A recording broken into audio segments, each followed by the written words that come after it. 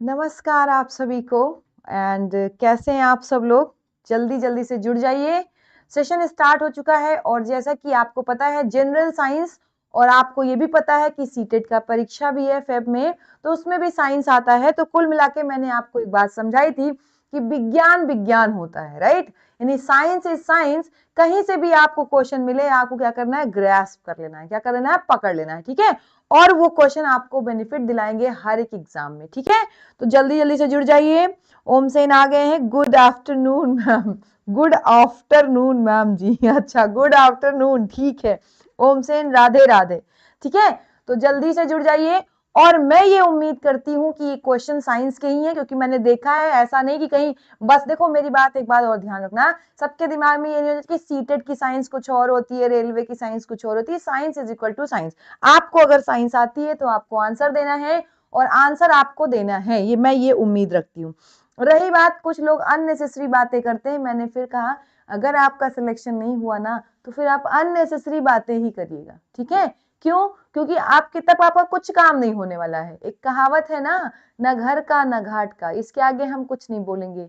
क्यों? क्योंकि हमें पता है कि अगर आप सिलेक्शन जोन में नहीं जा रहे भाई, तो कोई आपको पूछेगा, एक बार सोच के देखो, अगर आपके पास पैसा नहीं है, काम नहीं है, तो आप अपनी जिंदगी कैसे रन करोगे, राइट? थोड़ा सा ये भी एक टफ क्वेश्चन है, ठीक है? ओम सेन कह रहे हैं आपका किधर से धन्यवाद करूं मैम जी? क्या हुआ ओम सेन? आई थिंक तुम ऑपरेट ओएस की बात कर रहे हो ना, राइट? धन्यवाद नहीं करो, तुम बस पढ़ते रहो, हम जितना हो सकता है आप लोग के लिए अच्छा कराते रहेंगे, ठीक है? ओके, तो आप लोग को धन्यवाद करने की जरूरत नहीं है, आप लोग को बस इतना है कि आपको दिल से पढ़ते रहना है। और हाँ, कोशिश ये करिए कि आंसर दीजिए। उसके साथ साथ एक रिक्वेस्ट यही है बेटा कि कभी भी डिस्ट्रैक्शन मत क्रिएट करिए। पता नहीं किस तरह से कौन सी लड़की इतनी रात में मोबाइल उसको अलाउ किया गया है, क्योंकि बहुत से घरों में फोन भी अवेलेबल नहीं हो पाता है, ठीक है? तो उनके पेरेंट्स ने किसी भी तरीके से अगर उन बच्चों को प्रोवाइड किया है क्या मोबाइल फोन कि वो पढ़ें और इंटरनेट, तो प्लीज आप लोग डिस्टर्ब ना करें, आप उनका पूरा सपोर्ट करें। मैंने कहा कम से कम एक पॉजिटिव काम तो आप करिए, राइट? पॉजिटिव काम आपका यही है। हाँ, अर्जुन गौतम कह रहे नमस्ते मैम जी। बिल्कुल मैम जी, ठीक है।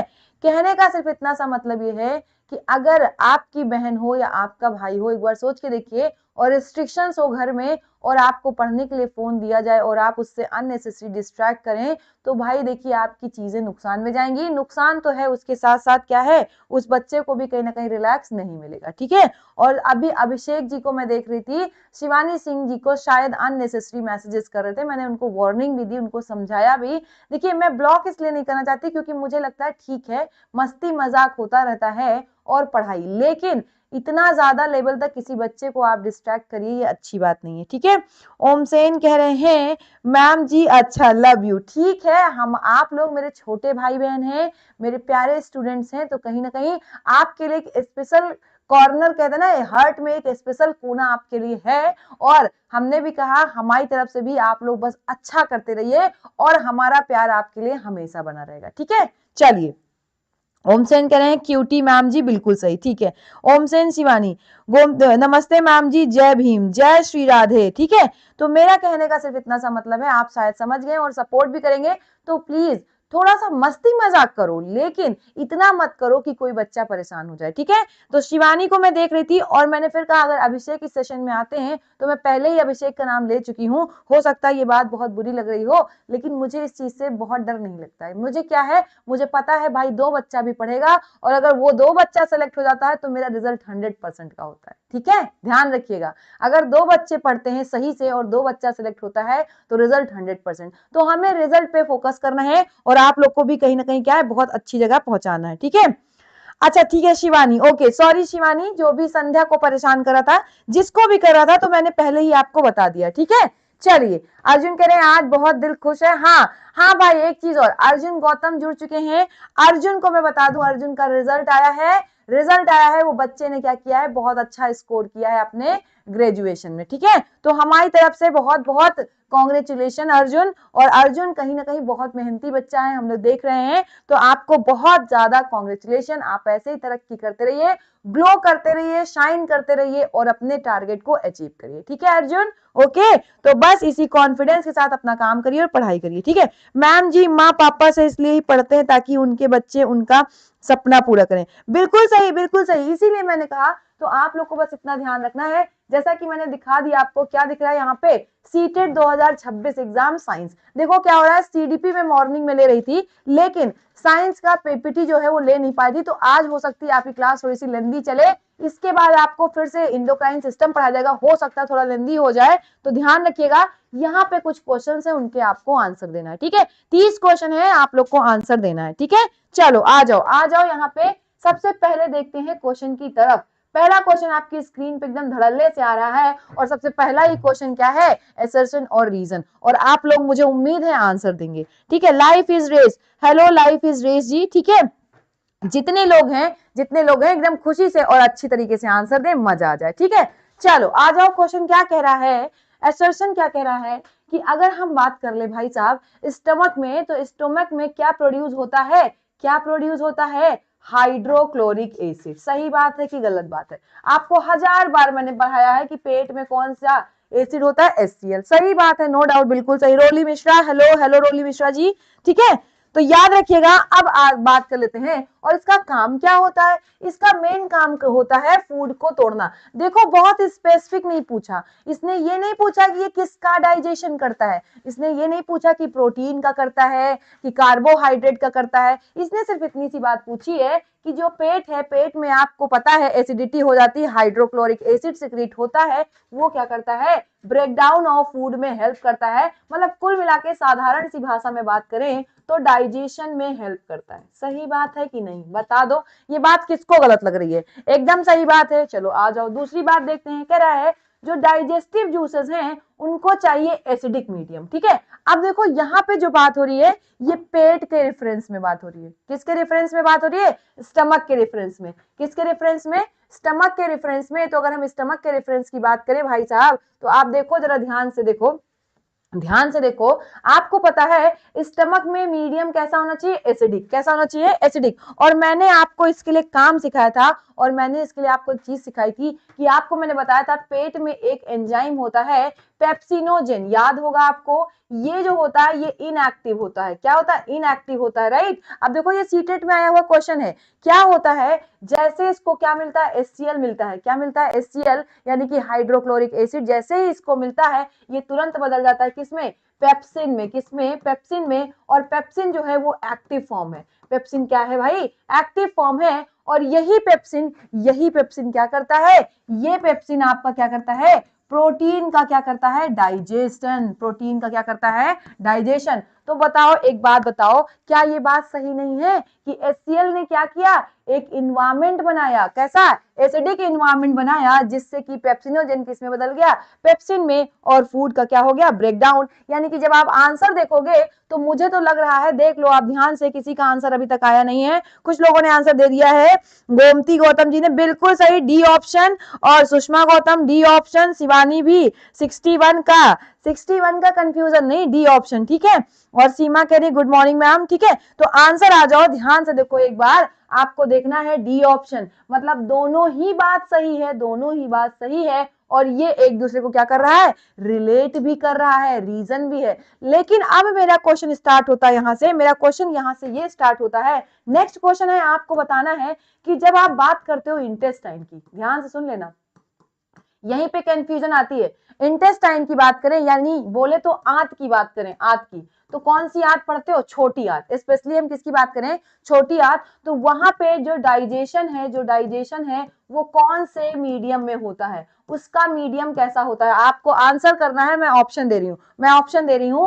पहला ऑप्शन है आपका एसिडिक, ध्यान से सुन लीजिएगा, एसिडिक। और दूसरा ऑप्शन आपका क्या है, बेसिक। और तीसरा ऑप्शन आपका क्या है, एल्कलाइन। क्या है, एल्कलाइन। जल्दी बता दो। और चौथा ऑप्शन है आपका क्या, चौथा आपका है दूसरा एंड तीसरा बोथ। हम फिर कह रहे हैं, जब हम क्वेश्चन बनाते हैं तो कुछ कहानी गड़बड़ा जाती है, और आपको आंसर देना है। फिर से सुन लो, जो आपकी छोटी आंत है, छोटी आंत में जो डाइजेशन होता है उसके लिए मीडियम कैसा होना चाहिए? अम्लीय होना चाहिए कि क्षारीय होना चाहिए कि दोनों होना चाहिए? जल्दी बता दीजिए, आंसर बता दीजिए। इसका आंसर कौन बताएगा?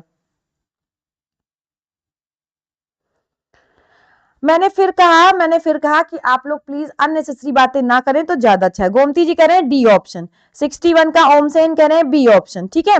हाँ, इधर सुनिए मेरी बात, फिर से सुन लीजिए। ये तो क्लियर है, 61 का आंसर आपको क्लियर है। जो मैंने पूछा है वो क्वेश्चन बता दो। क्वेश्चन ये है कि जो इंटेस्टाइन है उसका इन्वायरमेंट कैसा होता है? एसिडिक होता है कि बेसिक होता है कि एल्कलाइन होता है कि दूसरा और तीसरा दोनों होता है? जल्दी बता दीजिए, जल्दी बता दीजिए, ठीक है। तो हाँ देखिए, हम जाएंगे क्या दोनों ही आंसर पे हम जाएंगे।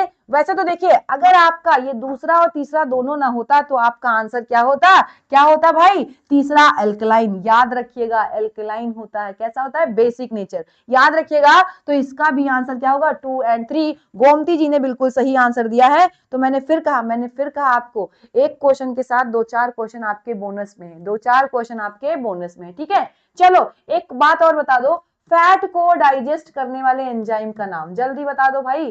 फैट को डाइजेस्ट करने वाले एंजाइम का नाम बता दीजिए, जल्दी बता दीजिए। तो फैट को डाइजेस्ट करने वाले एंजाइम का नाम बता दो। कोई बताएगा? जल्दी बताओ, कमेंट करो, ठीक है।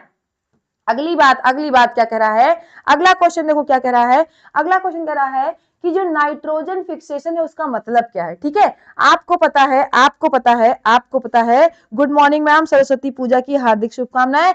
आप सबको भी सरस्वती पूजा की हार्दिक शुभकामनाएं, और सरस्वती जी की कृपा आप पे बनी रहे, और बहुत जल्दी आपके ऊपर लक्ष्मी जी की भी कृपा बन जाए, ठीक है। सरस्वती जी के साथ साथ अगर लक्ष्मी जी की कृपा बन गई तो आपकी जिंदगी धन्य हो जाती है, ठीक है। तो दोनों ही माताओं की कृपा आपके ऊपर बनी रहे, ठीक है। चलो आ जाओ, इधर आ जाओ। बताओ भाई, नाइट्रोजन फिक्सेशन का मतलब क्या होता है? तो देखो, नाइट्रोजन यौगिकीकरण का शब्द का क्या है अर्थ? कौन बताएगा? जल्दी बता दीजिए भाई, जल्दी आंसर। पहला पढ़ते हैं, कह रहा है नाइट्रोजन यौगिक को किस में बदलना? गैसीय नाइट्रोजन में बदलना, पहला ऑप्शन। दूसरा क्या कर रहा है? जीवाणुओं द्वारा अमोनिया को नाइट्रेट में बदलना। तीसरा क्या कर रहा है? नाइट्रोजन को वापस मृदा में वो छोड़ देना। फिर प्राणियों के लिए अधिक प्रयोगात्मक रूप हुए वायुमंडलीय नाइट्रोजन का रूपांतरण करना। ध्यान सुनो, इसी को कहते हैं, आप जब आओगे तो आपका जो बेस्ट आंसर होगा वो डी होगा। क्या होता है? ध्यान सुनो, क्या सुनो। आपको पता है वायुमंडल में आपके नाइट्रोजन प्रेजेंट है, कितनी? 78% एयर में, राइट। 78% क्या है? नाइट्रोजन है, ठीक है। अब ये जो नाइट्रोजन है, इसको बदलते हैं किसमें? अमोनियम आयन में। किसमें बदलते हैं हम? अमोनियम आयन में। ताकि हम जो लिविंग बॉडी है क्या है, इसका यूज कर पाए। लिविंग बॉडी समझते हो ना? जितने भी आपके बायोटिक कंपोनेंट हैं वो क्या कर पाए? इसका यूज कर पाए। तो देखो ध्यान से, क्या लिखा है? प्राणियों के लिए प्रयोग करने के लिए। देखो बातें ये सब सही लग रही हैं, थोड़ी थोड़ी सी। ये बात तो बिल्कुल गलत है, ये बात तो, पहली बात तो बिल्कुल गलत है। क्यों? नाइट्रोजन यौगिक को नाइट्रोजन में बदलोगे तो हमारे लिए कोई फायदेमंद चीज नहीं है, ठीक है, ध्यान रखिएगा। तो ये बात तो पहली गलत है। ये थोड़ा थोड़ा सही है, लेकिन ये नाइट्रोजन फिक्सेशन में नहीं आता है, ठीक है। ये नाइट्रोजन फिक्सेशन में नहीं आता। सिमिलरली वापस छोड़ना भी नाइट्रोजन फिक्सेशन में नहीं आता। तो प्राणियों के लिए, क्या बोला हमने? प्राणियों के लिए ध्यान रखिएगा, जब हम क्या करते हैं, यूज करना चाहते हैं ना उस नाइट्रोजन का जो एयर में है, किस फॉर्म में? N2 के फॉर्म में है, उसको जब हम किस में कन्वर्ट करते हैं? अमोनियम आयन में कन्वर्ट करते हैं। इसको बोलते हैं क्या? Nitrogen fixation. और एक बात ध्यान सुनना, अगर आपसे कभी भी क्वेश्चन पूछ ले कि हम डायरेक्ट N2 का यूज क्यों नहीं करते, कोई बताएगा? डायरेक्ट, देखो जो हम लोग हैं डायरेक्ट N2 का यूज क्यों नहीं करते? कोई बताएगा? यूज क्यों नहीं करते हैं? कोई बता दे हमें, जल्दी से बता दे भाई, क्यों नहीं करते हैं? कोई बता दे, कोई बताए प्लीज, कोई बताए। तो देखो मेरी बात ध्यान से सुनो। उसका कारण है कि जब आप नाइट्रोजन की प्रॉपर्टी पढ़ते हो तो आपने पढ़ा है नाइट्रोजन के बीच में ट्रिपल बॉन्ड होता है। कितना बॉन्ड होता है? 3 बॉन्ड होते हैं, 3 बंध होते हैं। और ये जो 3 बंध हैं, इसकी वजह से फ्री नाइट्रोजन नहीं मिल पाता है। फ्री नाइट्रोजन आसानी से मिल नहीं पाता है, इसीलिए हम N2 का यूज डायरेक्टली नहीं कर पाते हैं, ठीक है, ध्यान रखिएगा।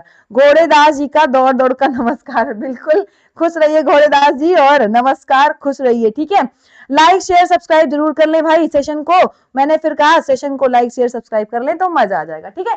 तो अभी याद रखिएगा डी ऑप्शन। मैं थोड़ा एक्सप्लेन करने के चक्कर में टाइम ले रही हूँ, वरना मुझे आंसर लगाने में सिर्फ क्या 2 मिनट भी नहीं लगेगा, 10 सेकंड में मैं आंसर टिक कर सकती हूँ। लेकिन मैंने फिर कहा आंसर का मतलब तभी है, ये क्वेश्चन का मतलब तभी है जब मैं आपको यहाँ पे क्या कर पाऊं, एक्सप्लेन भी कर पाऊं। चलो आ जाओ, क्वेश्चन कह रहा है कौन सी वह पोजीशन है जिसमें जो स्प्रिंग होती है उसकी पोटेंशियल एनर्जी क्या है, लीस्ट हो। लीस्ट का मतलब है मिनिमम हो, कम से कम। बताओ, खतरनाक खतरनाक क्वेश्चन है। और आपको एक चीज दिख रहा होगा, एक चीज और दिख रहा होगा कि ये जो क्वेश्चन लिखे हुए हैं, ये जो क्वेश्चन लिखे हैं, इनके ऑप्शन देख रहे हो कितने बड़े हैं। आपका सारा टाइम ऑप्शन ही पढ़ने में चला जाएगा। सबसे बड़ी बात तो यही है कि जो आपके क्वेश्चन लिखे हुए हैं, ये क्वेश्चन देखो जरा ध्यान से, क्या है, इनके जो आंसर्स हैं यानी ऑप्शंस है, बहुत ज्यादा क्या है, बहुत ज्यादा क्या है, बड़े बड़े हैं। हाँ, अर्जुन ने आंसर दे दिया लाइपेज।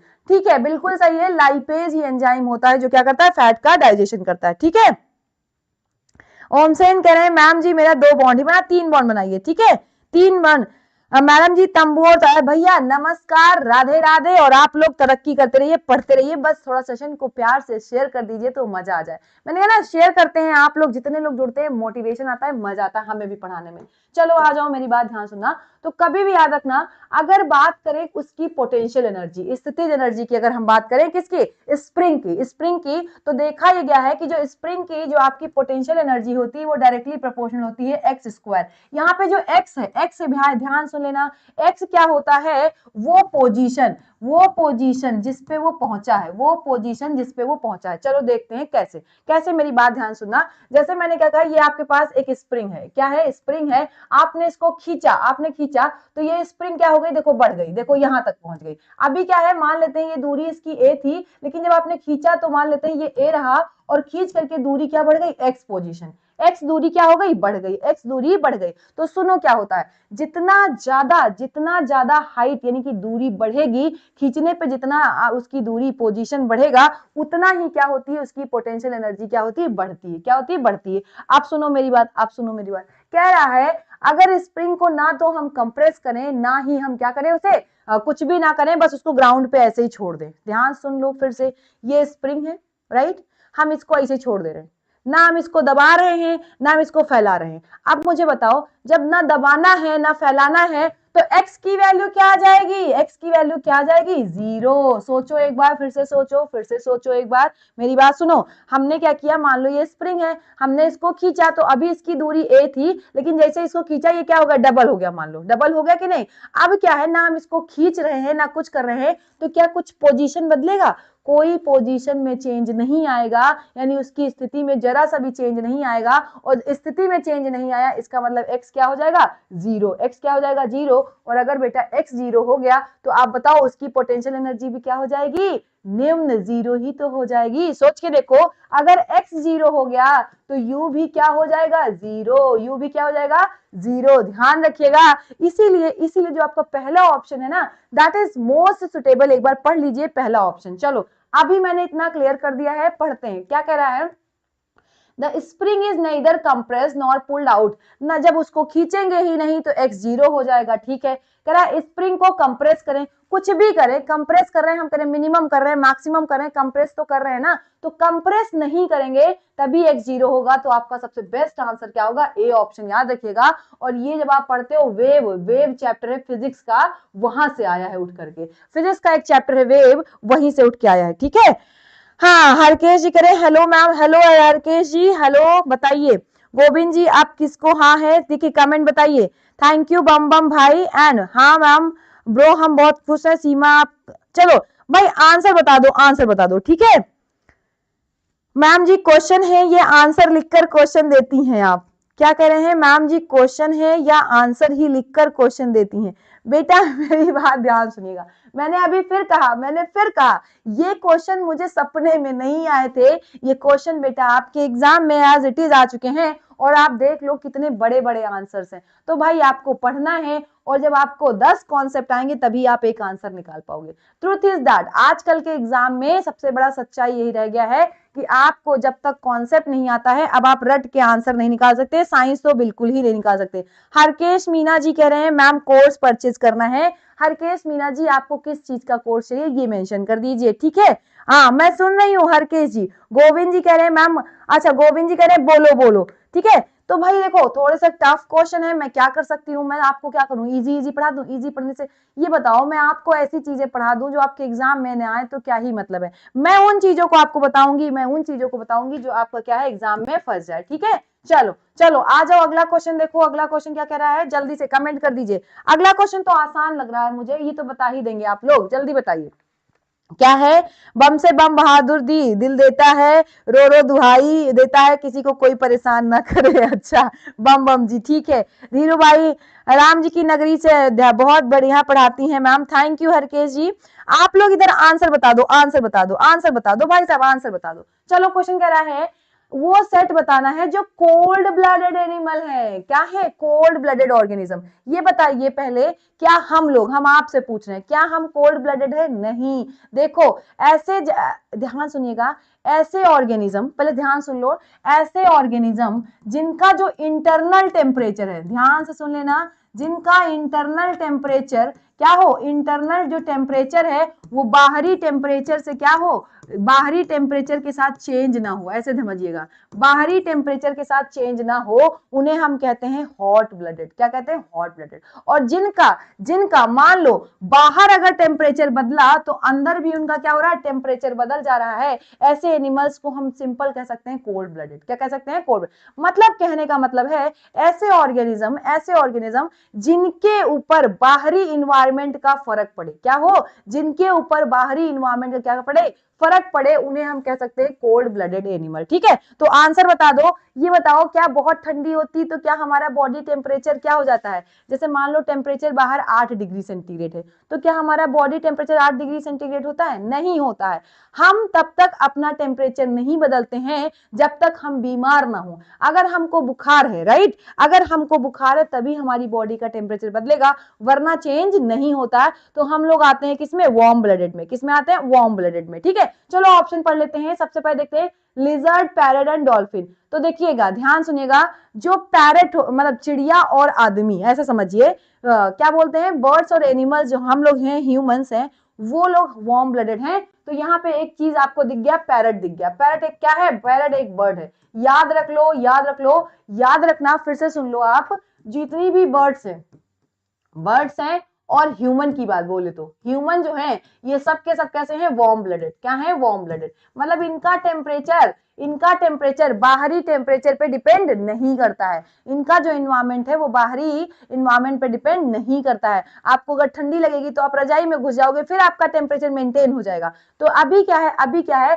यहाँ पे चिड़िया आ गई तो ये बात तो ऐसे ही कट गई ना। आगे आते हैं, कह रहा है पीजन ह्यूमन, ये बात ऐसे ही कटी, हम ही बैठे हुए हैं, हम ही बैठे हैं, हम लोग वार्म ब्लडेड हैं। कैसे है, हमारा खून गर्म है। खून कैसा है, गर्म है। अब ना देखो, स्नेक, फ्रॉग एंड कॉकरोच, क्या इसमें कोई चिड़िया आपको दिख रही है, नहीं दिख रही है। क्या इसमें कोई आपको ह्यूमन दिख रहा है, नहीं दिख रहा है। यानी जो आपका आंसर होगा वो क्या होगा, सी ऑप्शन। क्या होगा, सी ऑप्शन, ठीक है, ध्यान रखिएगा। ओके हरकेश जी, क्या है आप लोग कितनी बातें कर रहे हैं, हम खुद नहीं समझ पा रहे हैं। मैम आपका साइंस का कोर्स, हरकेश मीना जी आप ये बता दीजिए, सिर्फ साइंस का कोर्स आपको चाहिए तो आप अभी रेगुलर रहिए क्लासेस के लिए। आप किसी वीडियो पे कमेंट कर दीजिए, हम आपके लिए देखते हैं, ठीक है, क्या चीजें हो सकती हैं। तो एक बार आप लोग क्या कहते हैं, क्या बोलते हैं, टेलीग्राम चैनल पे भी जाकर के RRR गुरुकुल को ज्वाइन कर लीजिए। वहां पे आपको फ्री में क्विज मिल जा रहा है, पूरा कंटेंट वहां पे अपलोड हो जा रहा है। तो एक बार RRR गुरुकुल का जो टेलीग्राम चैनल है उसको भी आप लोग ज्वाइन कर लीजिए अगर आपका मन है, ठीक है, याद रखिएगा, ठीक है। धीरज कह रहे हैं मैम जी आपसे ऑफलाइन पढ़ना चाहता हूँ। धीरज, अच्छा ठीक है, ऑफलाइन जब हम पढ़ाएंगे तब बताएंगे, ठीक है। ओके क्लियर है, ठीक है हरकेश जी, अभी क्लियर है ना।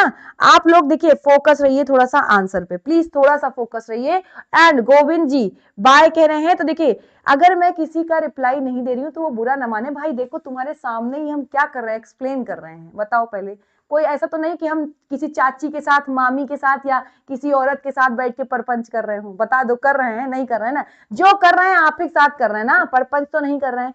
अब भैया हम तब तक एक्सप्लेन करें, तब तक आप लोग एकदम भर भर के कमेंट डालते जा रहे हो, भर भर के कमेंट आप डाल रहे हो, तो भैया हमको पढ़ने में थोड़ा सा दिक्कत आती है। ठीक है, तो प्लीज नाराज नहीं होते, पढ़ते रहेंगे। ठीक है, हरकेश जी कह रहे हैं अयोध्या से, अयोध्या से। ठीक है जी। सीमा कह रही आओ मेरी कोचिंग में मैम पढ़ाती है। सीमा मैं नीट और जेई वालों को पढ़ाती हूँ, केमिस्ट्री पढ़ाती हूँ, मैं ये भी बता दूं। ठीक है, धीरज जी कह रहे हैं हैप्पी सरस्वती पूजा। अच्छा ठीक है, हाँ ख्याल रख रहे हैं। मैम जी कुछ कहा था आपको मैंने, आप ना किया। 24 को आने को बोला था ओम सेन ना, अरे भेजा था मैंने, ठीक है, इसलिए बोल दिया आपको। शिवानी मैम, हाँ बोलो बोलो, आगे आ जाओ भाई। देखो तुम लोग भाई साहब बातें करने दे दो, बस तुम लोग एकदम चैटी आते रहोगे। अगला क्वेश्चन बता दो, अगला क्वेश्चन बता दो। कह रहा है अब ये तो बताए, देखो इतने अच्छे अच्छे क्वेश्चन है आपके सामने, आपका काम नहीं हो पा रहा है और आप आंसर नहीं दे पा रहे हो। भाई आंसर दे दो। कह रहा है कौन सा जो मात्रक है वो क्या है, समान भौतिक राशि का है। मतलब दो चीजें यहाँ पे लिखी दिख रही हैं आपको, दो मात्रक आपको लिखे दिख रहे हैं। कह रहे हैं दोनों कौन है जो सेम है, सेम समझते हो, जिनका मात्रक सेम हो। जल्दी बता दो, जल्दी बता दो, जल्दी बता दो, जल्दी। ठीक है, तो चलो चेक करते हैं, चेक करते हैं। पहली मात्रक क्या है, केजी मीटर पर सेकेंड स्क्वायर। क्या है, केजी मीटर पर सेकेंड स्क्वायर। दूसरा क्या है आपका, न्यूटन मीटर। चलो आओ देखते हैं, आओ ट्राई करते हैं फॉर्मूले से। ठीक है, अच्छा रेलवे के लिए। ठीक है हरकेश जी, आप अभी तक मेरे सारे वीडियो देख लीजिए, उसके बाद हम आपको बता देते हैं। ठीक है, ध्यान रखिएगा। ठीक है, चलिए रेलवे के लिए ही हमने बता दिया। आंसर सबका आ गया ए जो है वो एक है कि नहीं है, चलो देख लेते हैं। चलो हम देख लेते हैं भाई। देखो अगर हम केजी की बात करें तो देखो आप कैसे यूनिट से आप फॉर्मूला बनाओगे, तो जो केजी यूनिट होती है वो मास की होती है, मास लिख लीजिए। मीटर पर सेकेंड जो होती है वो किसकी होती है, एक्सेलरेशन की। किसकी होती है, एक्सेलरेशन की। यानी ये जो फॉर्मूला है वो एमए है, और एमए किसकी यूनिट होती है, फोर्स की। किसकी है, फोर्स की। और फोर्स की यूनिट क्या होती है, न्यूटन। यहां देखो क्या लिखा है, न्यूटन मीटर। क्या लिखा है, न्यूटन मीटर। यानी कि ये बात गलत हो गई, ये बात तो गलत हो गई। ठीक है, चलो आगे आ जाते हैं, आगे आ जाते हैं। ठीक है, अगर हम बात करें इसकी बात करें तो केजी के लिए क्या लिखेंगे, मास। केजी के लिए क्या लिखेंगे, मास। क्या लिखेंगे, मास। ठीक है, उसके बाद लिखा है मीटर स्क्वायर पर सेकेंड स्क्वायर। तो देखो देखो देखो, आपने पढ़ा होगा मीटर पर सेकेंड। मीटर पर सेकेंड आपकी वेलोसिटी की यूनिट होती है, यानी कि ये बात जो आ गई ये हो गया वी स्क्वायर। क्या हो गया, V square. Clear, V square आया कि नहीं आया। जबकि अगर हम बोले वॉट पर सेकेंड, तो आपको मैंने पढ़ाया था पावर। पावर का फॉर्मूला था वर्क डन अपॉन टाइम, याद आ रहा है। और पावर की यूनिट आपकी क्या थी, वॉट। क्या थी, वॉट थी, वॉट थी कि नहीं। और ये बताओ अगर हम टाइम को इस साइड ले जाएं तो ये मल्टीप्लाई हो जाएगा सेकेंड, और ये हो जाएगा डब्ल्यू। डब्ल्यू की यूनिट थी जूल, याद आ रहा है कि नहीं। वर्क की यूनिट हमने आपको पढ़ाई थी जूल। और हमें एक बात बताओ, अगर हम यहीं पे अगर फॉर्मूला बना दें, हाफ एम भी लगा दें, हाफ एम वी स्क्वायर, तो शायद आपको याद होगा ये आपका काइनेटिक एनर्जी का फॉर्मूला है। देखो ऐसे सीखा जाता है, ऐसे जब कोई चीज ना आए तो उसको सीखा जाता है। ठीक है, सुनो मेरी बात फिर से। देखो हाफ एम वी स्क्वायर किसका फॉर्मूला है, काइनेटिक एनर्जी का। और ऐसे ही देखो पावर के लिए जो जूल का फॉर्मूला है वो क्या है, वॉट इंटू सेकेंड। तो ये बताओ एनर्जी भी आपकी किसमें होती है, जूल में। एनर्जी भी किसमें होती है, जूल में। मतलब एक बात क्लियर हो गई, एक बात क्लियर हो गई। क्या क्लियर हुई, क्या क्लियर हुई कि जो आपका बी ऑप्शन है वो दोनों ही किसको दिखा रहा है, दोनों ही या तो किसको दिखा रहा है, एनर्जी को। किसको दिखा रहा है, एनर्जी को। ध्यान रखिएगा, तो याद रखिएगा समान पूछा था। क्या पूछा था, समान। तो दोनों ही भौतिक राशियां क्या है, यहाँ पे समान ही तो है बेटा। क्या है, समान। क्योंकि दोनों ही किसकी यूनिट है, एनर्जी की। किसकी है, एनर्जी की। ठीक है, चलो आगे आते हैं, आगे आ जाते हैं। नेक्स्ट क्वेश्चन आप लोग पढ़ो, आप लोग पढ़ो। अच्छा ये पढ़ना है, चलो ठीक है। क्वेश्चन पढ़ लीजिए, बहुत गंदा क्वेश्चन है और बहुत अच्छा क्वेश्चन भी है। गंदा इसलिए कहती हूँ क्योंकि आप लोग को चिढ़ होने लगती है। अगर यही वन लाइनर होता भी, अगर यही वन लाइनर होता तो आप खुश होते। ये जो क्वेश्चन देख रहे हैं अब ऐसे ऐसे क्वेश्चन आ रहे हैं, तो आपको पहचानना है, समझना है, करना है। ठीक है, अच्छा हरकेश जी अब आप अलग ही ट्रैक पे चले गए, थैंक यू हरकेश जी। ठीक है, और आप लोग प्लीज पढ़ने पे फोकस रहिए। ठीक है, आंसर दीजिए, आंसर। रोशन कॉमेडी जी कह रहे हैं हेलो मैम जी, हेलो रोशन जी। ठीक है, हाँ बिल्कुल सही, ऊर्जा की यूनिट जूल होती है। तो आप लोग का इतना क्लियर है। हरकेश जी आपको रेलवे की साइंस चाहिए तो आप पहले जितने भी मैंने वीडियोस डाले हैं उनको देख लीजिए। ठीक है, चलिए भानु शाह कह रहे हैं नींद नहीं आती मैम आपको। भानु जी नींद आती, हम अपना टाइम बदल लिए, हम अपना सोने का टाइम बदल लिए हैं क्योंकि इस टाइम हमें क्लास लेनी होती है। ठीक है, चलिए और कोई दिक्कत है, और कोई दिक्कत है आप लोग को। ओम सेन, आपने जो कहा था वो मैंने बता दिया, और कोई बात हो तो आप लोग बता सकते हैं, बस थोड़ा सा लॉजिकल बात करिए तो मजा है, ठीक है। जल्दी जल्दी जल्दी बताइए भाई, जल्दी बताइए, आ जाओ। क्या रहा है, इस अनुच्छेद को पढ़िए, ठीक है, चलो हम पढ़ते हैं, आप लोग सुनना। क्या कर रहा है, दिया गया रिक्त स्थान बताइए। कह रहा निषेचन के समय पिता के शुक्राणु और माता के जो अंडाणु होते हैं वो संलग्न होकर डब्लू बनाते हैं। क्या बनाते हैं, संलग्न होके क्या बनाते हैं, डब्लू बनाते हैं। ये बताओ, आपको हमने सिखाया नहीं, चलो आ जाओ इधर देखो, स्पर्म कहां से आता है, स्पर्म जो है वो आपका क्या है, मेल गैमीट। क्या है, मेल गैमीट। क्लियर, कोई दिक्कत। इससे क्या हो रहा है, मिल रहा है कौन, किससे मिल रहा है, अंडाणु, यानी बोले तो ओवम से। किससे मिल रहा है, ओवम। ओवम जो है वो क्या है, फीमेल गैमीट। कहां से आती है, फीमेल गैमीट, यानी महिलाओं से आती है। और जब ये दोनों क्या होते हैं, फ्यूज होते हैं, क्या होते हैं, जब ये दोनों लोग फ्यूज हो जाते हैं, इसको बोले तो फर्टिलाइजेशन। क्या बोलते हैं इस प्रोसेस को, फर्टिलाइजेशन बोलते हैं। जब ये दोनों लोग फ्यूज होते हैं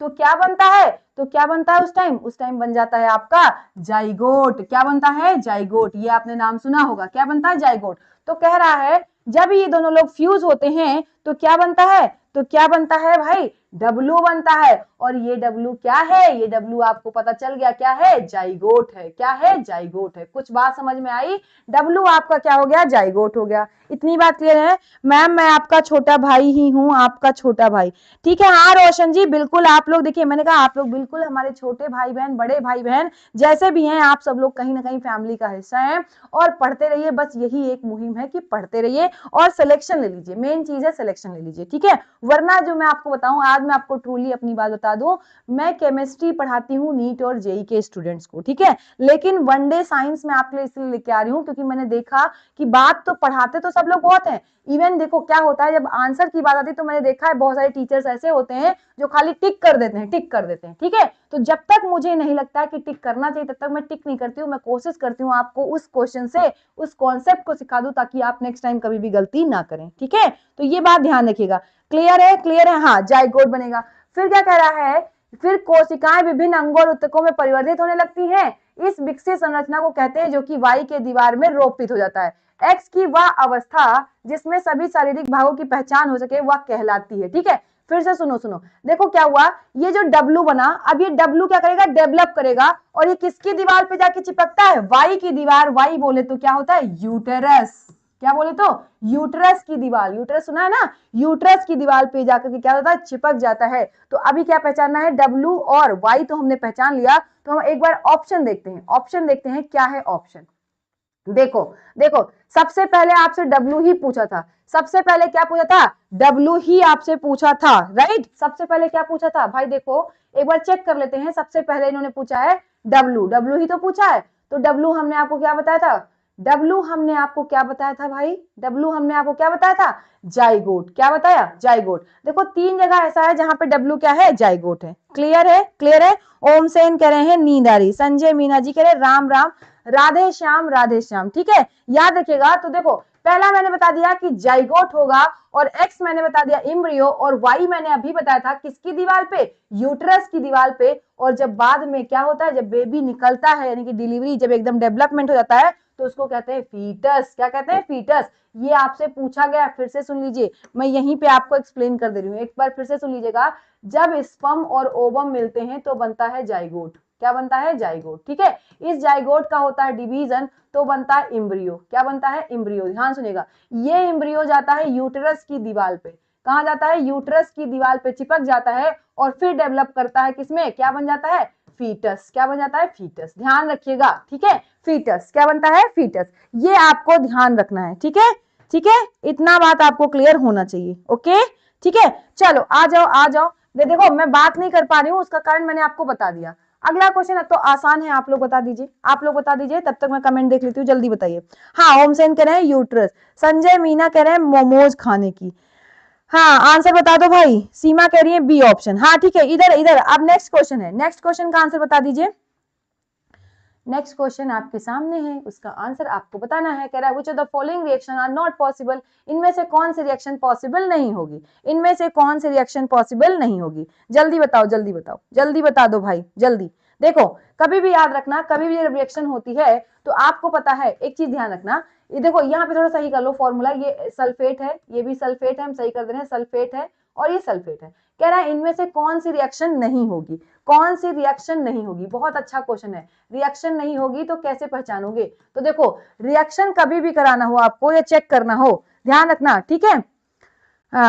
वैसे आपका अच्छा क्या चल रहा है, 67 का किसी ने आंसर दे दिया, सी दे दिया है। अच्छा सी, सुनो ध्यान से, रिएक्शन तब पॉसिबल है, डी, कौन दे रहा है, डी। देखो सब आंसर दिए जा रहे हैं, मेरी बात सुनो, रिएक्शन होने की एक शर्त है, रिएक्शन होने की एक शर्त है, शर्त ये है, ध्यान सुनना, कि जब कोई मेटल हो, क्या हो, मेटल हो, और वो क्या हो, उसके साथ दूसरे मेटल का क्या दिया हो, सॉल्ट हो। मेटल देखो मेरी मान लो एक मेटल ए है, ठीक है, और दूसरे मेटल बी है, उस मेटल का दिया है सॉल्ट, क्या दिया है, सॉल्ट दिया है। तो क्या होता है, इसको बोलते हैं, क्या होता है, जो मेटल ए है, मेटल ए वो आ जाता है सॉल्ट में, यानी कि ए आ गया सॉल्ट में, और जो मेटल बी है वो निकल जाता है बाहर, मेटल बी जो है वो बाहर निकल जाता है।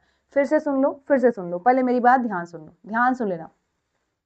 आपके पास एक मेटल है ए, ठीक है, और एक है मेटल है और उसका सॉल्ट है, यानी मेटल बी का सॉल्ट है, किसका है, मेटल बी का है सॉल्ट, ठीक है। अब क्या है, ये जो मेटल ए है वो मेटल बी को हटाता है, मेटल बी को क्या कर देता है, हटा देता है, और उसकी जगह खुद जाके बैठ जाता है, उसकी जगह खुद बैठ गया, यानी कि बन गया मेटल सॉल्ट। देख रहे हैं, मेटल ए का और मेटल बी को इसने बाहर कर दिया। इस अभिक्रिया को हम कहते हैं, इस अभिक्रिया को हम कहते हैं विस्थापन। बोले तो क्या बोलते हैं, विस्थापन, डिस्प्लेसमेंट रिएक्शन, ऐसे बोले हिंदी में तो कहते हैं विस्थापन अभिक्रिया। क्या बोलते हैं, विस्थापन अभिक्रिया। अब सुनो, विस्थापन अभिक्रिया तभी होगी जब शर्त है, शर्त यह है कि जो आपका मेटल ए है वो हाईली रिएक्टिव होना चाहिए। क्या होना चाहिए, हाईली रिएक्टिव होना चाहिए, किससे, हाईली रिएक्टिव होना चाहिए बी से, किससे, बी से। ध्यान से सुन लीजिएगा, देखो विस्थापन तभी होगा, विस्थापन तभी होगा, धातु यानी कि विस्थापित तभी होगी जब आपका ये वाला ज्यादा रिएक्टिव हो और ये वाला कम रिएक्टिव हो। सोचो एक टॉपर को दूसरा कैसे डिस्प्लेस करेगा, कौन डिस्प्लेस करेगा, तो जब कोई दूसरा बहुत तेज पढ़ने वाला बच्चा होगा, दूसरा भी कोई एक्टिव बच्चा होगा, उससे ज्यादा अच्छा बच्चा होगा, तभी तो उसकी जगह ले पाएगा। तो याद रखिएगा, याद रखना, हमेशा ये शर्त होती है विस्थापन अभिक्रिया में, शर्त ये होती है, शर्त क्या है, क्या बताया हमने, कि जो डिस्प्लेस करेगा, यानी कि जो ए है यहाँ पे, अगर आप ए मान रहे हो तो ए होना चाहिए क्या, अधिक अभिक्रियाशील, ज्यादा अभिक्रियाशील। अब इसी बात पे आपको चेक करना है, तो जब आप चेक करोगे तो आपको दिख रहा है, चेक करो लेड और आयरन, लेड और आयरन में ज्यादा एक्टिव कौन है, लेड है, मैं गोला बना रही हूं, तो ये रिएक्शन नहीं होगी, नहीं ये रिएक्शन होगी, सॉरी आयरन जो है, सॉरी मैंने गलत बोल दिया, फिर से सुनिएगा, लेड और आयरन में, आयरन रिएक्टिव है तो ये रिएक्शन होगी। जिंक और कैल्शियम सल्फेट की रिएक्शन होगी कि नहीं होगी, जल्दी बता दो, जल्दी बता दो भाई, जल्दी बता दो, जल्दी बता दो, जल्दी। अब सुनो, आपका जो कैल्शियम है वो ज्यादा रिएक्टिव है, कैल्शियम जो है वो ज्यादा रिएक्टिव है, और जिंक जो है वो क्या है, कम रिएक्टिव है, क्या है, कम रिएक्टिव है। ध्यान सुनिएगा, जिंक जो है वो कम रिएक्टिव है, इसलिए ये रिएक्शन पॉसिबल नहीं है, ये रिएक्शन पॉसिबल नहीं है, ध्यान रखिएगा, ठीक है, ध्यान रखिएगा, ये रिएक्शन पॉसिबल नहीं है। ओम सेन जा रहे हैं, ठीक है, ओम सेन गुड नाइट, सो जाइए, ठीक है। एक मेटल आप हो मेरी मैम, आयुष पांडे कह रहे हैं एक मेटल आप हो मैम, कैसे भाई, कैसे हूं मैं मेटल, ठीक है। चलो अच्छा, सी ऑप्शन देख लीजिएगा। तो याद रखना, आपका जो कभी भी याद रखना है आपको, कैल्शियम जो है वो ज्यादा रिएक्टिव है, जिंक जो है वो कम रिएक्टिव है, तो कभी भी जिंक जो है वो कैल्शियम को डिस्प्लेस नहीं करेगा, जबकि कैल्शियम जो है वो जिंक को डिस्प्लेस कर सकता है, ठीक है, ध्यान रखिएगा, ध्यान रखिएगा। चलो अगला क्वेश्चन देख लेते हैं।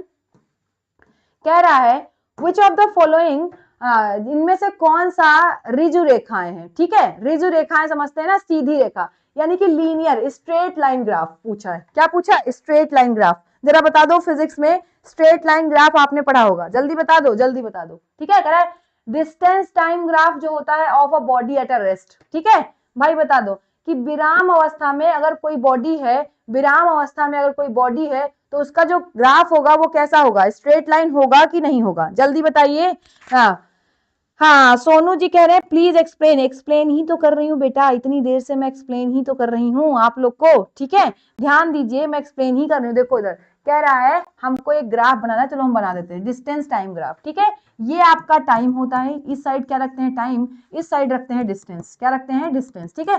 कह रहा है अगर कोई बॉडी विराम है, क्या रुकी हुई है, अपनी जगह पे रुकी हुई है, तो आपको पता है बॉडी रुकी हुई है तो ऐसा बनेगा ग्राफ। कैसा बनेगा? सीधा। देखो सीधी रेखा जा रही कि नहीं जा रही, रेखा एकदम सीधी है कि नहीं है, तो पहली बात तो सही है, पहली बात सही है। अगला कह रहा है velocity time graph of body moving uniform acceleration. ठीक है, यूनिफॉर्म एक्सेलरेशन की बात करें तो यहाँ पे भी देखो, यहाँ पे भी आपको ध्यान रखना है कि आपका क्या बनाना है, v और t, v और t के बीच में ग्राफ बनाना है। v for velocity, t for क्या है, टाइम। तो देखो अगर एक्सेलरेशन फिक्स है, एक्सेलरेशन यूनिफॉर्म है, यानी एक्सेलरेशन यूनिफॉर्म है, यानी कि ये सीधे ऐसे मूव करेगा, ये भी क्या है, स्ट्रेट लाइन, ये भी क्या है, स्ट्रेट लाइन ग्राफ है। यानी दूसरा भी सही है, दूसरा भी सही है, पहला भी सही है, दूसरा भी सही है। तीसरा कह रहा है distance time graph of body moving with uniform acceleration. ठीक है, लास्ट कह रहा है velocity time graph of body at a rest, velocity time graph of a body at a rest. ध्यान सुनिएगा, ये जो कहानी है, ये कहानी ध्यान रखिएगा,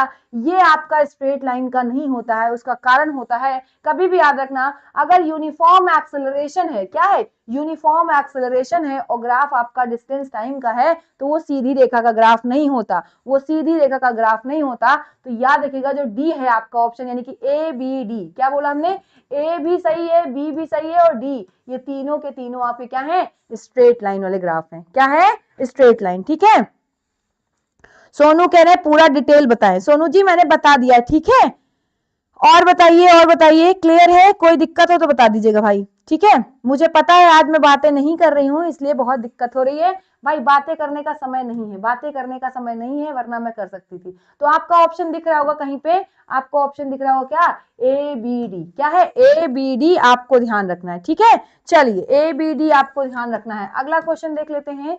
क्वेश्चन क्या कह रहा है, कह रहा है भाई देखो थोड़े से टफ टफ क्वेश्चन है, तो हम क्या कर सकते हैं, टफ इन द सेंस आपको समझना पड़ेगा थोड़ा आसानी से। चलो, कह रहा है देखो ये आपको कुछ तत्व दिए हुए हैं, ए बी सी डी करके तत्व दिए। ठीक है, ये इनकी दी हुई है डेंसिटी, क्या दी हुई है, डेंसिटी, क्या दी है, डेंसिटी। ठीक है, ध्यान सुनिएगा, ध्यान सुनिएगा, जिसकी डेंसिटी कम होगी, पहले ध्यान सुनिएगा, जिसकी डेंसिटी, ऐसे मैं बोलूं तो जिसकी डेंसिटी कम है, ठीक है, ध्यान रखिएगा, कम होगा, वो हमेशा क्या करेगा, तैरेगा। किसके ऊपर, वो तैरेगा किसके ऊपर, जिसकी डेंसिटी ज्यादा है। जिसकी क्या है, जिसकी डेंसिटी ज्यादा है। फिर से सुन लीजिए, जिसकी डेंसिटी ज्यादा है। जैसे ये बात समझिएगा, ये बात समझिएगा, आपने सुना होगा, आपने सुना होगा कि जो पानी होता है, सुना होगा ना, पानी पर, पानी पे जो आइस होती है, आइस, आइस, बर्फ क्या है, वो तैरती है, तैरती है। क्यों? क्योंकि आपको पता है पानी की डेंसिटी क्या है, ज्यादा है, पानी की डेंसिटी क्या है, ज्यादा है, जबकि आइस की डेंसिटी क्या है, कम है। ध्यान से सुन लीजिए, फिर से मेरी बात ध्यान से सुन लीजिए। विमल सेन कह रहे हैं मैम रात को क्यों पढ़ा रही हो? बेटा मैंने कहा यही टाइम डिसाइडेड है आपका 11:30 से 12:30, इसीलिए मैं पढ़ा रही हूँ। भाई देखो टाइम भी अपने अकॉर्डिंग ही जिसको मैनेज हो पाता तभी इंसान काम कर सकता है। विमल जी शायद आप समझ सकते हैं, ठीक है, शायद आप समझ सकते हैं। ओके, आ जाइए इधर, सुनिए फिर से एक बार मेरी बात सुनिएगा। क्या बोला हमने, जिसकी डेंसिटी कम है और वो क्या करेगा, तैरेगा किसके ऊपर, जिसकी डेंसिटी ज्यादा है। चलो एक बार चेक कर लेते हैं, एक बार चेक करते हैं, क्या ए जो है वो बी के ऊपर तैरेगा? बिल्कुल सही बात है। क्यों, क्यों तैरेगा? क्योंकि बी की डेंसिटी ज्यादा है और ए की डेंसिटी क्या है, कम है। ऐसे ही देखो जो बी है वो सी के ऊपर भी तैरेगा, सही है, और सी जो है वो डी के ऊपर तैरेगा। अच्छा एक बात बताओ, एक बात बताओ जरा ध्यान से देखो, A B C, A B C की डेंसिटी डी से कम है, यानी ए बी सी तीनों के तीनों डी पे क्या होंगे, तैरेंगे, डी पे क्या होंगे, तैरेंगे। ठीक है, क्लियर। ऐसे ही बात करूं, अगर बी की मैं बात करूं तो देखो बी जो है वो सी और डी पर तो तैरेगा लेकिन ए पर नहीं तैरेगा। अब आपके दिमाग में एक बात आ गई है, अब आपके दिमाग में एक बात आ गई है कि आपको क्या पकड़ना है यहाँ पे कहानी। चलो ऑप्शन देखते हैं, पहला ही ऑप्शन देख लेते हैं। कह रहा है एक ऑब्जेक्ट है फ्लोट इन लिक्विड से मे और may not float on liquid. कह रहा है एक ऑब्जेक्ट है, एक ऑब्जेक्ट है, ध्यान सुनिएगा, एक ऑब्जेक्ट है जो सी पे क्या हो रहा है, सी पे देखो फिर से पहला ऑप्शन यही था, सी पे तैर रहा है, सी पे क्या कर रहा है, सी पे तैर रहा है, तैर रहा है। वो ए पे तैरेगा ये जरूरी नहीं है, मे और मे नॉट, क्या लिखा है, ए पर तैरेगा ये जरूरी नहीं है। क्या ये बात सही नहीं लग रही है आपको? सोचो भाई, सी पे तो चलो तैर रहा है, तो अब मान लो सी पे तो तैर रहा है, जैसे बी ही है, बी है, बी देखो वो सी पे तो तैर रहा है, लेकिन क्या वो ए पे तैरेगा? नहीं तैरेगा, क्योंकि बी की जो, याद रखिएगा, बी की जो क्या है डेंसिटी है वो ए से क्या है, ज्यादा है। तो बात तो सही है कि कोई भी ऑब्जेक्ट है जो सी पे तैर सकता है और ए पे जरूरी नहीं कि वो तैरे। तो पहला ही ऑप्शन मुझे करेक्ट दिख गया है और आप देख लो पहला ऑप्शन आपका क्या हो जाएगा, सही हो जाएगा, यानी आपका आंसर ए हो जाएगा। क्या हो जाएगा, ए। जब मुझे पहला ही आंसर मिल गया सही सही तो फिर मैं ज्यादा मेहनत क्यों करूंगी। ठीक है, चलिए आंसर मैंने दे दिया है। सीमा कह रहे हैं A to Z। Seema ma'am ji से पूछो क्या हो गया, सीमा बताइए क्या बर्थडे मैम का। धीरज कह रहे हैं मैम का। राम राम मैम जी। दीपक चौधरी जी मैं न्यू हूं, बिल्कुल मोस्ट वेलकम है दीपक जी। अभी देखिए ये मैं क्वेश्चंस करा रही हूँ, आप लोग को बस क्या है आंसर करना है। ठीक है, यू को छोड़ के जा सकते हैं, यू को छोड़ के जा सकते हैं, क्या है, क्या नामुमकिन है भाई, क्या बोल रहे हो आप लोग, आंसर बताओ, आंसर बताओ। थोड़ा सा टाइम आज ज्यादा हो गया है मुझे पता है, क्या ही करें, सीटेट के क्वेश्चंस भी इतने खतरनाक खतरनाक साइंस वाले हैं तो मैं क्या कर सकती हूँ। आगे आ जाओ, नेक्स्ट क्वेश्चन देख लेते हैं। नेक्स्ट क्वेश्चन जल्दी से देखो, ये तो मैं आपको पढ़ा चुकी हूँ, इसका आंसर आप लोग बताएंगे। मैम क्लास कब खत्म होगी, बेटा क्लास का प्लान यही कि 10 मिनट बाद मैं खत्म कर दूं, लेकिन आगे देखते हैं। ठीक है, आगे देखते हैं क्या होता है। ठीक है, कह रहा है question, electric current is a vector quantity. कब पढ़ाया हमने, कब पढ़ाया हमने, इलेक्ट्रिक करंट वेक्टर क्वांटिटी नहीं होती है, ये आपकी स्केलर क्वांटिटी होती है। बहुत खतरनाक क्वेश्चन, क्या है ये, एक आपकी क्या है स्केलर क्वांटिटी। तो पहली बात तो गलत हो गई, पहली बात क्या हो गई, गलत हो गई। ऑप्शन ऐसे ही चेक कर लीजिए, ऐसे ही चेक कर लीजिए आंसर, जल्दी जल्दी चेक करिए, चेक करिए आंसर, जल्दी चेक करिए। आप देखो पहले ए कहाँ गलत है, ए कहाँ गलत है, ए हमको पहले ही दिख गया, सी वाले में ए क्या है, गलत है। तो बस जब ए गलत है तो हमने आंसर पकड़ लिया। ठीक है, जबकि जो इलेक्ट्रिक करंट इज क्वांटिटी, देखो कह रहा है magnitude as well as direction, कहां से भाई, दोनों चीजें नहीं होंगी, ध्यान रखिएगा, ये स्केलर क्वांटिटी होती है। तो आपको ध्यान रखना है ए इज फॉल्स। ठीक है, ए इज फॉल्स, ये कैसे बोल सकते हैं, electric current is a quantity having magnitude as well as direction, ये गड़बड़ कर रहा है कुछ, आर कहीं मिसप्रिंट हो गया है गलती से। ठीक है, तो ध्यान रखिएगा, आपका ए ऑप्शन दिख गया, जहां ए गलत है, जब ए ही गलत है तो हम आगे नहीं जाएंगे, आगे हम नहीं जाएंगे। आगे आ जाओ, आगे आ जाओ, नेक्स्ट क्वेश्चन देख लेते हैं।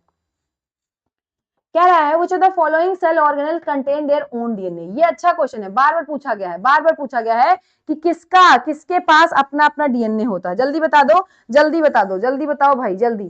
ठीक है, तो आपको हम अभी बता देते हैं, आपको एकदम याद रखना है, वैक्यूल को छोड़ दीजिए, वैक्यूल को छोड़ दीजिए, न्यूक्लियस में होता है कि नहीं, ये बताइए, न्यूक्लियस के पास होता है कि नहीं, जल्दी बताओ, जल्दी बताओ, न्यूक्लियस के पास डीएनए होता है कि नहीं, होता है, नो डाउट। तो देखो इसको छोड़ दीजिए, डी को छोड़ दीजिए, यानी वैक्यूल को छोड़ दीजिए, तो इसके पास भी अपना डीएनए, इसके पास भी अपना डीएनए, इसके पास भी क्या है, अपना डीएनए। ठीक है, याद रखिएगा इन तीनों के पास अपना क्या होता है, डीएनए होता है। ये क्वेश्चन हजारों बार पूछा गया और अच्छा क्वेश्चन है, और एनसीईआरटी 9th क्लास का क्वेश्चन है, ये भी बता दूं 9th क्लास एनसीईआरटी का क्वेश्चन है साइंस का। ठीक है, कि प्लास्टिक, प्लास्टिक बोले तो हम एक तरीके से कभी कभी ऐसे होता है, क्लोरोप्लास्ट, क्लोरोप्लास्ट भी इसी का टाइप है, तो क्लोरोप्लास्ट में खुद का डीएनए होता है। ठीक है, ऐसे ही बोले तो माइटोकॉन्ड्रिया में भी अपना डीएनए होता है, न्यूक्लियस में तो डीएनए होता ही होता है, यानी ए बी सी ऑप्शन दिख रहा होगा आपको, सी ऑप्शन। तो याद रखिएगा आपको क्या हो जाएगा, ए बी सी। ठीक है, सी टेट का। हाँ ये क्वेश्चन है, देखो है तो साइंस ही, लेकिन थोड़ा खतरनाक साइंस के क्वेश्चन आए सी टेट में, देख रहे हैं, थोड़ा खतरनाक है। जल्दी बताइए, कह रहा है ऑल आर माइक्रो, क्या क्वेश्चन पूछा है, पढ़िए पढ़िए। कह रहा है इनमें से कौन सा है जो किसको बता रहा है, लिविंग ऑर्गेनिज्म को बता रहा है, किसको बता रहा है, लिविंग ऑर्गेनिज्म को। जल्दी बताओ कौन है जो लिविंग ऑर्गेनिज्म को बता रहा है, पढ़ो। लिविंग ऑर्गेनिज्म सबके सब क्या है, माइक्रोस्कोपिक। भाई कहां लिखा है, कहां लिखा है ये बात, कहीं ये बात लिखी है, कहीं भी आपको ये बात लिखी मिली कि जो लिविंग ऑर्गेनिज्म होते हैं क्या है, वो क्या होते हैं, माइक्रो ऑर्गेनिज्म। सबके सब तो नहीं होते ना, सबके सब तो नहीं होते। फिर क्या कर रहा है, ये इनके पास सेल वॉल होती है, ये भी बात गलत है। सेल वॉल किसके पास होती है, सेल वॉल जो होती है वो प्लांट सेल के पास होती है, किसके पास होती है, प्लांट सेल के पास। तो ये भी बात गलत हो गई। कह रहा है ऑल हैव न्यूक्लियर मेम्ब्रेन, सबके पास न्यूक्लियर मेम्ब्रेन हो, ये भी बात गलत है। जैसे आपने सुना होगा बैक्टीरिया, बैक्टीरिया एनिमल में ही आते हैं ना, और बैक्टीरिया के पास क्या होता है, न्यूक्लियर मेम्ब्रेन एब्सेंट होती है, हम यही लिख दे रहे हैं, न्यूक्लियर मेम्ब्रेन क्या है, एब्सेंट है। तो ये भी बात गलत हो गई। उसने बोला ऑल, तो सबके पास तो नहीं होता, सबके पास तो नहीं होता। ठीक है, तो आंसर याद रखना है, all have a cell membrane. हाँ सबके पास सेल मेम्ब्रेन होता है, यानी ए ऑप्शन सही है। और ए ऑप्शन किसने आंसर दिया था, धीरज ने दिया था, सीमा ने भी, किसी ने आंसर दिया भाई, एक आंसर, ओनली फर्स्ट सही है। ठीक है, सोनू राज कह रहे हैं मैम आप बहुत अच्छा पढ़ाते हैं, थैंक यू सोनू राज जी, बस आप लोग पढ़ते रहिए और मजा आता रहेगा। ठीक है, एक बार फिर से देख लो, बोला है सभी एनिमल सेल के पास सेल वॉल होती है। तो आपको बचपन से ही सिखाया गया है एनिमल सेल में सेल वॉल नहीं होती एक्सेप्ट बैक्टीरिया। बैक्टीरिया एक ऐसा एनिमल प्राणी है जिसके अंदर क्या होती है, सेल वॉल होती है, राइट। जबकि तो ये बात तो गलत हो गई। फिर क्या करा है, दूसरा करा है सबके पास न्यूक्लियर मेम्ब्रेन होती है भैया। फिर वही सेम बात, बैक्टीरिया के पास न्यूक्लियर मेम्ब्रेन नहीं होती, तो ये बात भी हो गई। सिमिलरली सबके पास सेल मेम्ब्रेन होती है, नो डाउट। और सबके सब एनिमल्स होते हैं माइक्रोस्कोपिक, तो हम क्या हैं, अगर सारे एनिमल माइक्रोस्कोपिक हैं तो हम क्या हैं, तो याद रखिएगा वो भी बात गलत है, यानी आंसर केवल क्या होगा, केवल और केवल ए। ठीक है, चलो क्लियर है इतना, इतने में कोई डाउट है, इतने में कोई डाउट है? चलो आगे बता दो क्या ही क्वेश्चन लिखा है, मुझे खुद पढ़ने में थोड़ा सा समझ नहीं आ रहा। यहाँ आ जाते हैं, यहाँ आ जाते हैं, क्वेश्चन पढ़ते हैं। क्या कह रहा है क्वेश्चन, जल्दी बताइए। 74 देख लीजिए, एक बार देख लीजिए 74 बताइए। कह रहा है एक फेदर ऑफ मास है जिसका क्या है, जिसको 15 ग्राम 15 जी के साथ ड्रॉप किया गया एक हाइट से, ठीक है। It is found to fall with a constant velocity, what is the net force acting on it. ये बता दो, अच्छा क्वेश्चन है, बहुत अच्छा क्वेश्चन है, जल्दी बता दो, जल्दी बता दो। कह रहा है देखो 15 ग्राम का एक क्या है, 15 ग्राम का एक फेदर है, क्या है, फेदर है, ठीक है। वो नीचे गिर रहा है, क्या है, एक हाइट से क्या हो रहा है, कुछ हाइट से कहां है, नीचे गिर रहा है, ये बोला है, नीचे गिर रहा है। कह रहा है उस पर लगने वाला जो नेट बल है वो बता दो, जो नेट फोर्स है, नेट फोर्स पूछा है, क्या होगा। तो नेट फोर्स आपको बताना है, आंसर आपके सामने है, ये बता दीजिए तो हम जान जाएंगे कि आप लोग साइंस पढ़ते हैं, ठीक है। सीमा कह रही है गुड नाइट, बस 5 मिनट रुक जाइए, 5 मिनट बाद आप 45 पे आप लोग चले जाइएगा, 45 पे मैं क्लास रोक दूंगी, ठीक है। ध्यान रखिएगा, इधर सुनिए, तो मेरी बात ध्यान सुनो। जब ये फेदर गिरेगा तो एक तो आपको पता है ग्रेविटी लगेगी, नो डाउट ग्रेविटी तो लगेगी ही ना, गुरुत्वाकर्षण बल आपको पता लगेगा। लेकिन इसके साथ अपोजिट में लगता है क्या, हल्की चीजों पे लगता है एयर रेजिस्टेंस, क्या है, एयर रेजिस्टेंस। ध्यान सुनिएगा, जब कोई चीज नीचे गिरेगी तो उसको रोकेगा कौन, हवा का जो बहाव है वो उसको क्या करेगा, रोकेगा। एयर रेजिस्टेंस उसको क्या करता है, रोकता है। इसलिए अगर हम बात करें तो दोनों ही फोर्स, यानी कि ये F1 और ये कौन सा फोर्स है, F2, और ये दोनों क्या है, अपोजिट डायरेक्शन में लग रहे हैं, यानी F1 माइनस F2 जो हो जाएगा वो 0 आ जाएगा। दोनों बराबर हैं और अपोजिट हैं, तो जो नेट फोर्स होगा, जो नेट फोर्स होगा वो क्या होगा, वो क्या होगा, शून्य होगा। याद रखना, पूछा गया क्वेश्चन है और अच्छा क्वेश्चन है, ठीक है। बस मैंने कहा 2 मिनट और रुकिए, उसके बाद सेशन को हम खुद ही एंड करेंगे। चलो, कह रहा है एक आयन है X+3 का, ठीक है।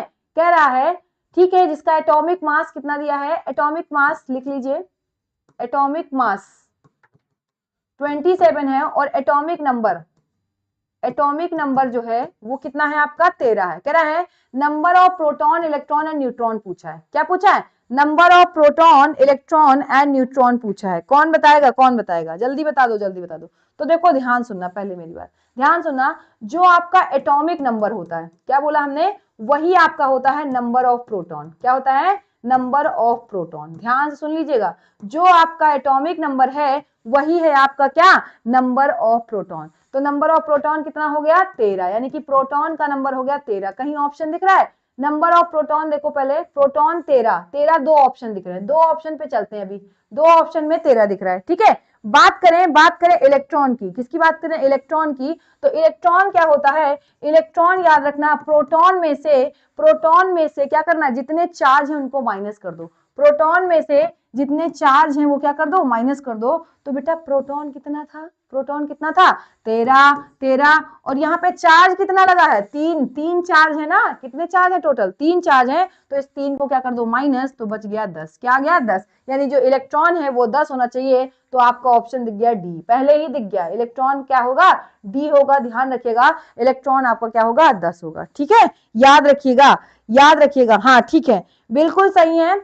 अब इतनी बात आप लोग को शायद क्लियर हो गई होगी। एक बात और बची है, वो देख लीजिए, एक बात और बची है, बात ये बची है कि न्यूट्रॉन क्या होगा। तो न्यूट्रॉन होता है आपका mass number minus number of proton, क्या होता है, number of proton. Mass number कितना दिया है, 27, यानी कि 27 इसका एटॉमिक मास है, यही इसका क्या है, मास नंबर। और माइनस कर दें प्रोटॉन तो 13 हो गए प्रोटॉन, बचा कितना, 14, यानी जो न्यूट्रॉन का नंबर आया है वो कितना आएगा, 14 आएगा। तो आपका ऑप्शन मैंने पहले ही बता दिया था, डी ऑप्शन याद रखिएगा, ठीक है। इतनी बात शायद आप लोग को क्लियर हो गई होगी। कोई डाउट हो तो बता दीजिए। सेशन को दोबारा देख लीजिएगा, अभी कुछ क्वेश्चंस बचे हैं, उनको मैं नेक्स्ट टर्न पे कराऊंगी। आप लोग पढ़ते रहिए, आगे बढ़ते रहिए, एंजॉय करते रहिए, चिल मार करके रिलैक्स करते रहिए।